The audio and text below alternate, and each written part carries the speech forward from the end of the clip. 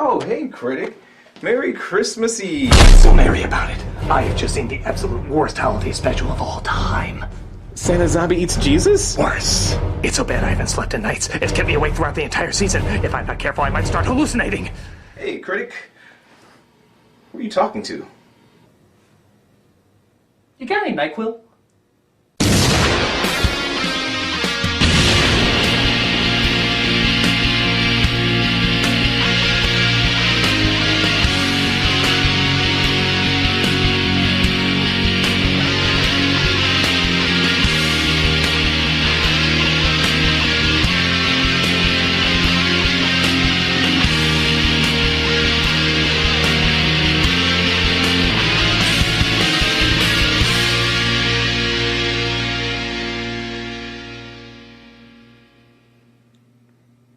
Hello, I'm the Nostalgia Critic. I remember it so you don't have to. And Merry Christmas Eve to you. Or at least it would be, before I found out this unholy abomination existed. That's right, I found it. I found the absolute worst Christmas special of all time. Hands down, no comparison, Yuletide crap. It's called The Christmas Tree.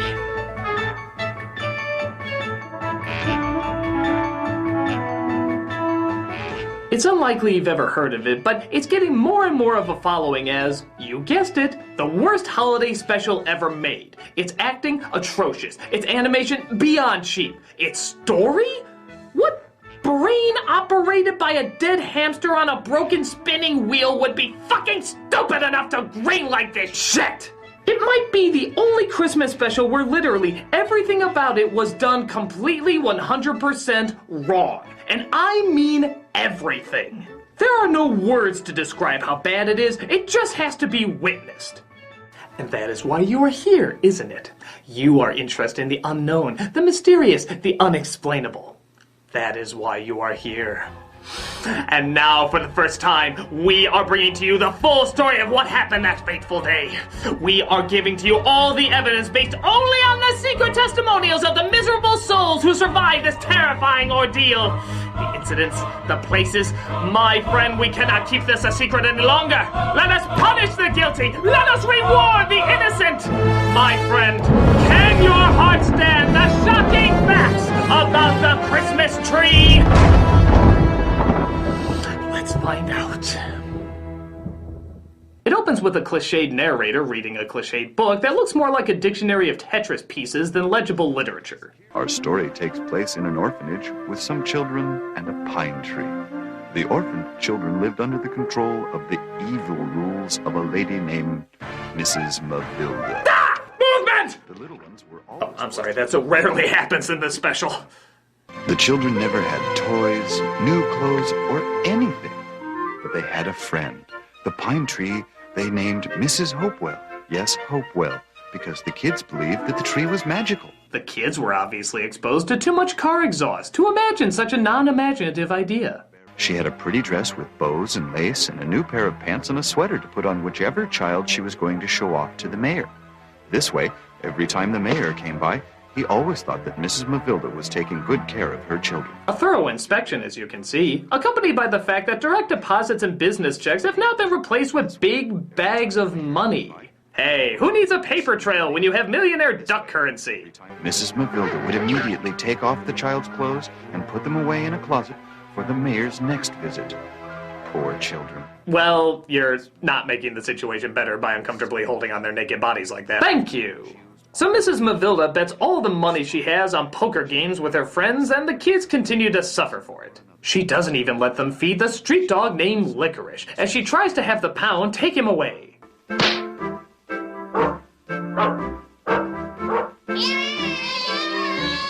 What is up with this kid?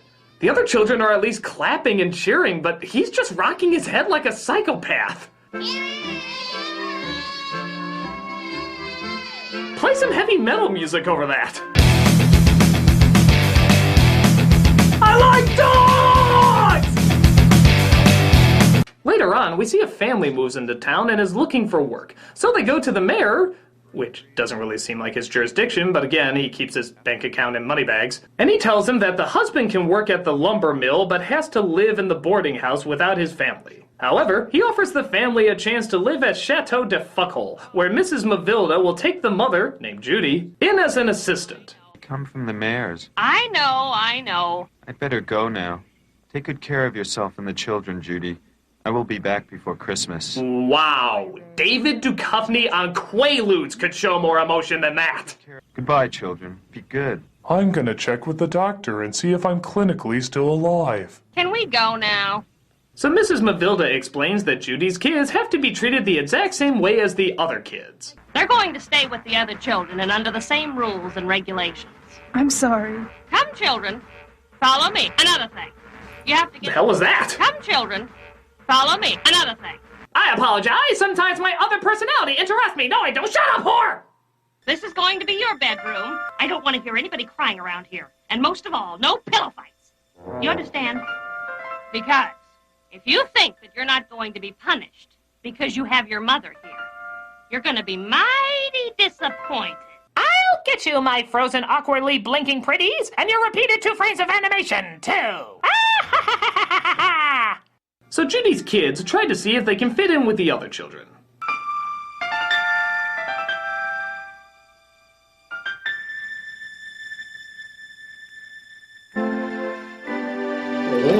Was that supposed to be charming them or satanically hypnotizing them?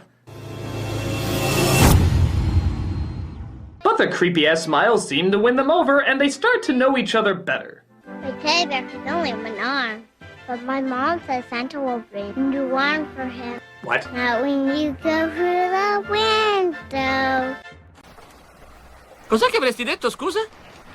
Yeah, I don't know if this kid is the directors, the producers, or even the casting agents, but there is no way she got through any kind of audition process. Justin is busy all year. Mommy, come here and see Mr. Topwell. And besides, I brought the food. She's not technically killing the art of human speech as we know it, but she is the seed that will grow a horrifyingly large oak. Speaking of which, the kids show Judy their only friends, the tree named Mrs. Hopewell, and their dog Licorice. And to the mumbling girl's credit, none of these other kids are gonna win anything resembling human respect with these performances either. I knew we should have never shown him to your mother. Adults are always the same. I just learned how to speak 3 days ago, and according to the Craigslist posting, that's all you need to be in this movie. Now we have to do something for Mrs. Hopewell, too. I've got an idea. We'll decorate her with her dead brethren. That way she'll remember that no matter how pretty she is, she'll always be thought of as a tool. Much like you children are in this movie. So the mayor sees the kids and Judy getting along and thinks that they deserve even more money.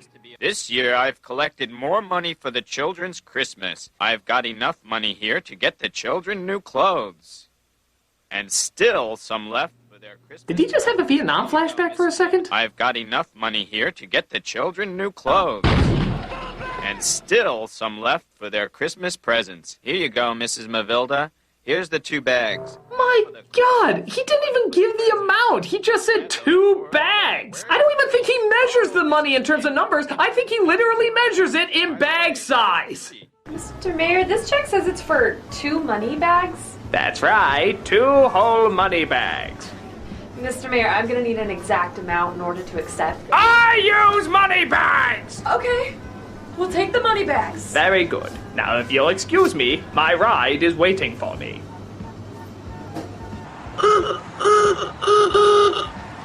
I'm glad those poor little things aren't going to have to spend another winter in patches and rags. By the way, where's Judy? Oh, Mrs. Kindle. Good that you're here. I just gave Mrs. Mavilda the That's awfully money. quick. I didn't even hear a footstep. Would she just beam herself into the room? By the way, where's Judy? Oh, Mrs. Kindle. Good that you're here. So the mayor wants her to pick out fancy new clothes for the children as Christmas gifts. But the kids don't know what Christmas is, so Judy explains. Christmas is a pretty and happy time of the year.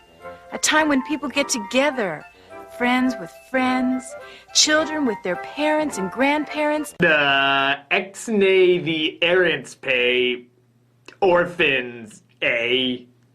Santa Claus is everybody's grandpa. And how can his sleigh fly? Because he has special reindeer to pull it, and each one has his own special name. Okay, what's this kid drinking? She's slurring more than inebriated Klansmen. I wish my little teddy bear had his other arm. So she tells them that on Christmas they can all make a simple wish. No, not that one, but it would explain a lot. So we get a scene of all the kids wishing for happy things to occur. But, strangely enough, while this scene is going on, they keep cutting back and forth to Mrs. Mavilda's poker game. And it's edited so awkwardly that we're usually only seeing the poker game for just a couple of seconds. I guess you've never seen a Christmas tree before. What did you want? Let's roll, kids! I'm feeling lucky tonight! He's not wasn't done anybody's yet. grandpa. Mommy, can I be the first one to make a Christmas wish? Think hard before you do. Wait, I think You there was more. lost, Mavilda. Let's have another hand. I don't think they were done yet. I wish my little teddy bear. Okay, why show these two things at the same time if we're not going to show them for more than a couple seconds? Can we intercut other sloppily edited scenes while we're at it? Oh, maybe if there's some money left over, I can convince Mrs. Mavilda to buy some red velvet. That way I can make some Christmas stockings to hang on the fireplace. Red velvet? For stockings? What's that? Don't you know about Christmas stockings that you hang on the fireplace for Santa Claus to fill? You don't? Which one of you knows about Christmas? I do. Christmas, well, let me tell you about it. So it turns out Mrs. Mavilda bet all the money and lost it, meaning she can't get any new clothes. I want to tell you something, and you better listen. I don't want the children playing outside anymore. You better make sure of that. Because you don't want the mayor to see them without new clothes. How can you dare to? All right! Now you know. And now that you know, you better make sure you don't tell him a thing, or you and your children are out in the cold. Now you go get those children back inside. Before my brain gets taken over by another personality. So Judy lets the kids know the bad news. You know the new clothes we promised you? Well, I'm afraid you're not going to be getting them. I know, but there's nothing I can do about it. That's not fair, Mrs. Kindle. Please, children, don't make it more difficult for me. I mean, Jesus, all you kids ever do is think about yourselves. Don't you kids ever think about me thinking about you, thinking about yourselves? But Mrs. Mavilda decides that Judy is getting too much respect from the kids, so she tries to figure out a way to get rid of her. She's changing everything around here. I gotta get rid of her. But how? Well, maybe you can start by getting out of the fucking bed. It's like 1 o'clock, you lazy bitch. Get moving. What if I make that good girl into a bad one? Yeah! I'll make her into a thief, just like I did with the girl that worked with me before. What? When was that? We never saw that. Okay, is this like a real person, or are we to assume this is yet another personality that she has in her head? This woman's making a beautiful mind look like a simple romp. So she calls her henchman, yeah, she has a henchman, what with the accents and stuffs, and asks him to frame Judy for stealing something of his. But one of the girls hears her and tells the other kids. They all decide that something has to be done. We can't just stay here without doing something. What can we do? What about your mother? She's also in danger. The hell is that? I'm the one that knows where his office is. Do you know where his house is? Okay, Zortor, your impression of a small human child isn't fooling anybody. Castle, I'll get you next time, pitifully dumb humans! Speaking of which, there's a great irony that all of these children are obviously voiced by horrible child actors, but one girl is clearly voiced by an 18-year-old. You mean you don't think our star is going to make it on time? What if one of us goes to him? But where are we and where is his house? Okay, pick one. Either horrible adult actors, horrible child actors, or aliens trying to pose as children to take over the universe. So the children decide that Judy's kids should go and get help. From who, you may ask? Santa Claus, of course. Yeah, why not? Look here in my book. It shows that we're not far from his house. We can do What decapitated gingerbread cookie do they live on? Even Mario would be looking at this saying, "Whoa, that's a fucked up a kingdom." But I don't know where the North Pole is. Do you? I don't. He knows where the North Pole is. He does? Well, he barked. Obviously, that translates into knowing where the North Pole is. Quite a knowledgeable little scamp, isn't he? Say, I wonder what else he knows about. Hey, Licorice, do you know if we're alone in the universe? Wow! Do you know why smart people keep watching the middle? Wow! Do you know who really killed JFK? My God, the answers were right there! I have to go to the police about this! The world must know, damn it! The world must know! I'll be right back.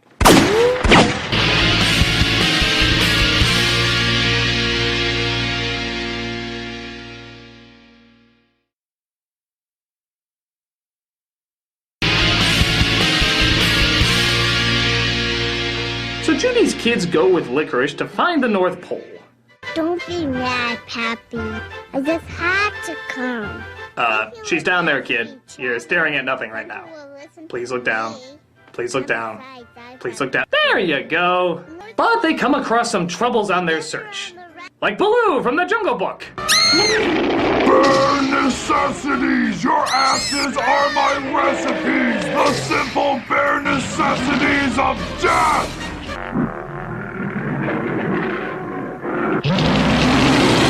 Jesus, they couldn't even make it a polar bear. Even Santa Claus Conquers the Martians got that one right. Help me, Pappy, help me. God damn it, you're hanging on for dear life. Show some fucking emotion, you little twat! Even in death, I don't care.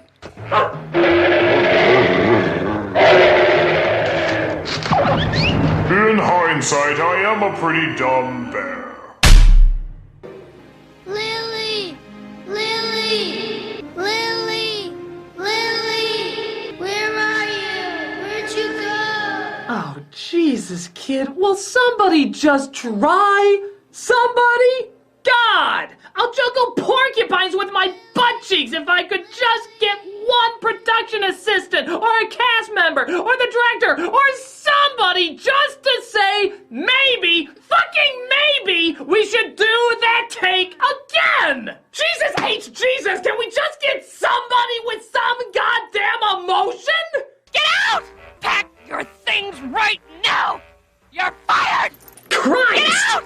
Spastic hyenas aren't as loud as you. You're fired! You're blowing out the volume levels. I don't think the microphone has an insane bitch setting on it. Except maybe in her case.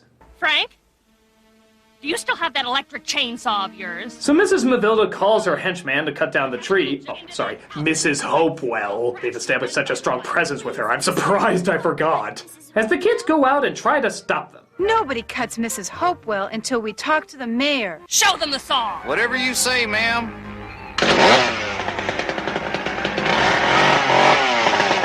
What is the meaning of this? Wasn't there snow here just a moment ago? Turn that thing off. I can't hear a thing. Mommy, Mommy! But where's Lily? Where is she? She's gone, Mommy. Oh, God, what do you mean? Ray. Where'd he come from? Ray. I randomly materialized here just in time. Tell me, son, what happened to Lily? She fell from a cliff, Mommy, Daddy. All the way down. And I... Yeah, because that's my reaction if I just found out my little kid died. So while the mayor is there, he finds out all the terrible things that Mrs. Mavilda has been doing. What happened with the money that I've been donating? Why didn't Mavilda buy toys for them? And look at them. They look like they haven't had new clothes in years. What if the inspector were to come? I love how he doesn't care that the children's well-being has been put in horrible danger, but instead is more concerned if the inspector sees it and calls him out on it. What if the inspector were to come? Voters don't like their politicians connected to dead children. They are still alive, right? Your tree, Mrs. Hopewell is going to be all right. Okay, is the mayor slowly transforming into an Adam Sandler voice? Because Sandler already ruined one holiday, and I don't think this movie needs any help ruining this one. That's what you think, children! But Mrs. Mavilda grabs the chainsaw and is about to finish the job. Oh, no! Holy shit! The moral of the story is don't fuck with Mrs. Hopewell. I am the bark of Satan. Those who wish to demean my evil will be bloodily smoted. Ho, ho, ho! Merry Christmas, everybody! Ah, so it was Santa who fried the flesh of a weak, feeble woman. Merry Christmas?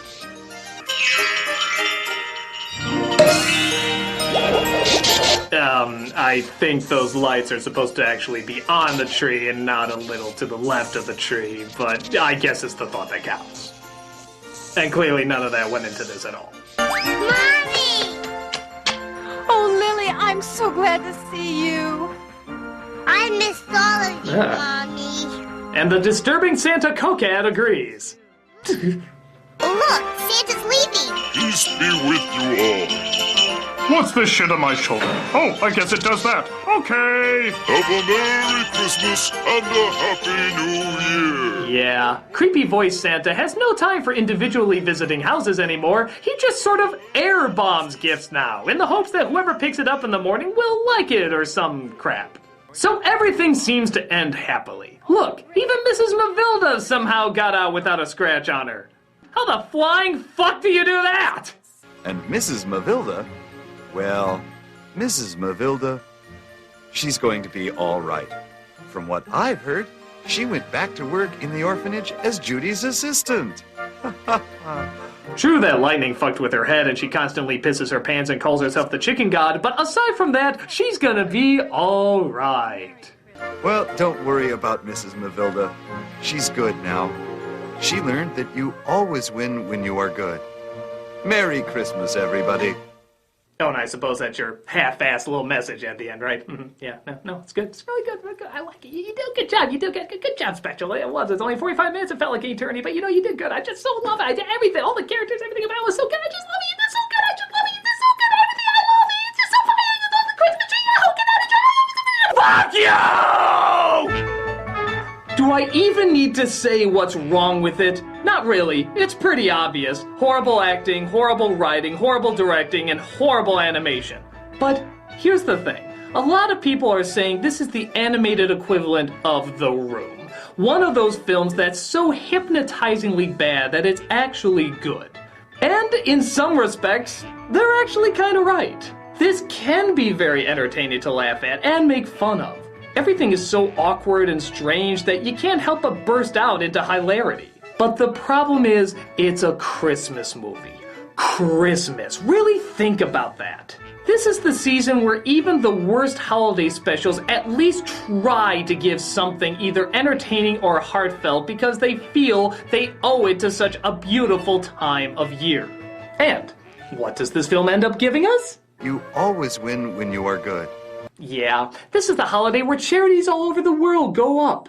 And people give more than ever to those who have so little and expect nothing in return. They do it because they know it's right, and this is the time to celebrate what's good in the world. And what does this film end up giving us? You always win when you are good. This is the time of year that brought a war to a halt. Because the message of goodwill toward men was so strong. Because it was a symbol to stop hatred, stop killing, stop everything spreading anything that didn't equal love and respect for everyone in the world. This is a holiday that is that powerful. So, just to reiterate, you Christmas special that clearly understands the holiday you're representing, what then is the meaning of Christmas? You always win when you are good. Yeah, because that's what Christmas is. That's what Christmas is. You got it, Special. You fucking got it. No, you didn't. And that's why this is the worst special. I'll tell you why. Because Christmas is not about that. It's not about that dumbass little message just trying to throw in at the last minute. You know what? It's not even really about giving or sharing or love or anything about that. That's a part of it, but there's something even more important. You want to know what it is? I'll tell you what Christmas is. Christmas is effort.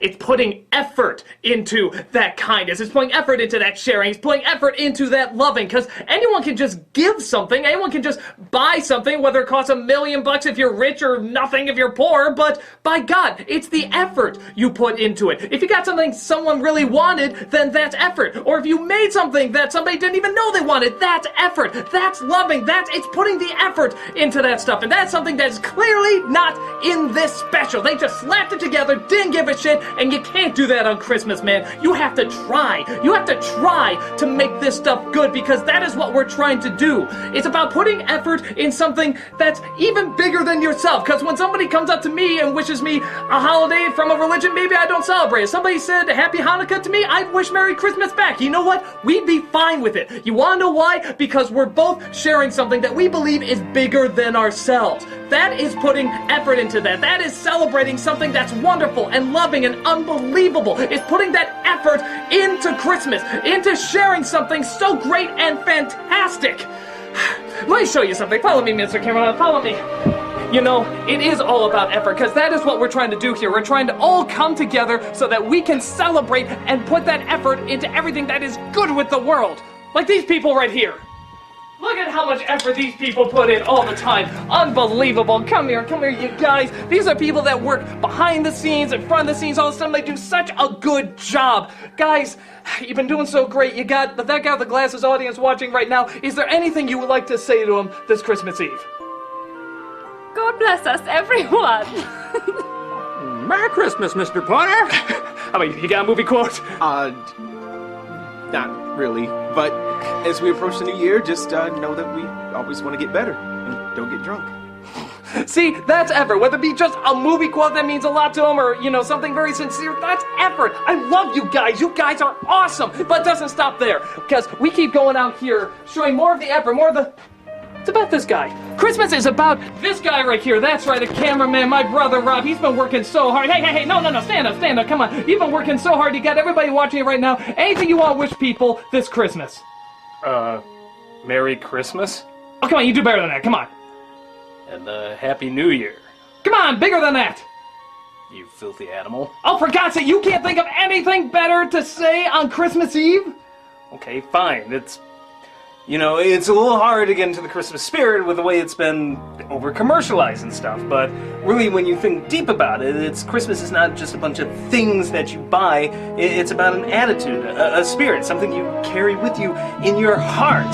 When 2,000 years ago, a man was born into a stable, not adorned with gifts and presents and stuff and trees, but born into poverty. And you see that every day when a child does something nice for his grandma, or when, we give things to homeless people. It's something that lasts, that endures and goes on till the mountains may fall and the hills turn to dust. Okay, take the camera. Okay, here, out here. Okay. It's about believing in something bigger than yourself, like I said, and putting that effort into it, because you don't have to believe in Christianity or Catholicism or any of that stuff. You don't have to be any religion. You just have to believe in humanity, and that's what's so great about it. It's believing in the best of humanity and the effort it puts into that bestness. It's about these two. This is my mom and dad.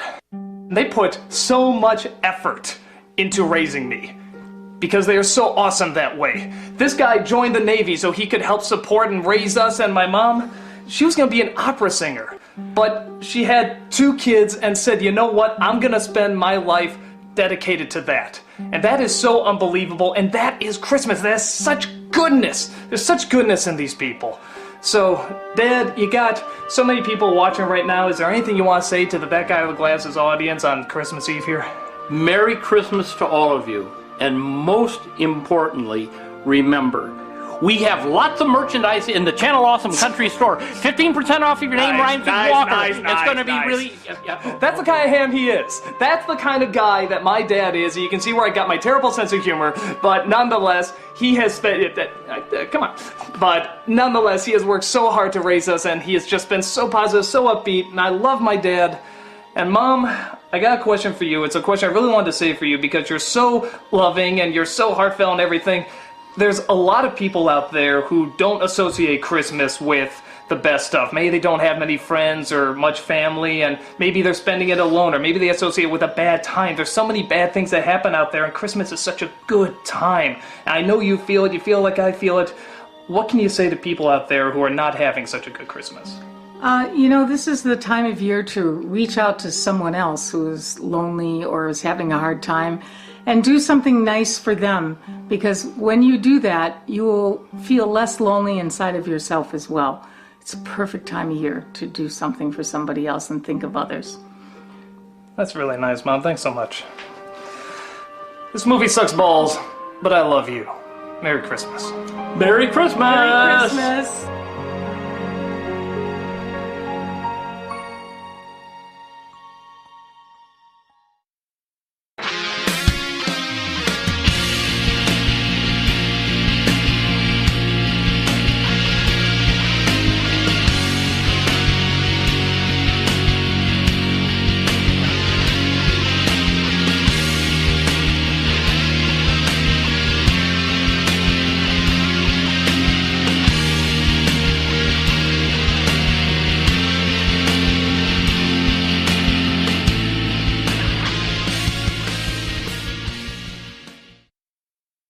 Thanks so much, guys. Merry Christmas to you.